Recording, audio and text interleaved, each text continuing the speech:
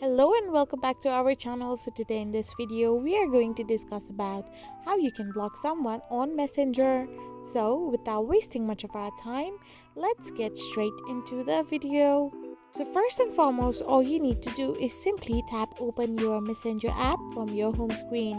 So once you tap it on, you can find this kind of interface where all you need to do is simply press hold the conversation of a person, hit the block button from the options given, then simply tap on block, which appears in front of your screen after you choose to block a person. After you hit the block button, now the person you had chosen will get blocked from your Messenger app. So in this way you can block anyone from your Messenger app whom you don't want to conversate with on Messenger. I hope you found this video helpful, so don't forget to hit that subscribe button and to give us a thumbs up. We will be back again with these informative videos.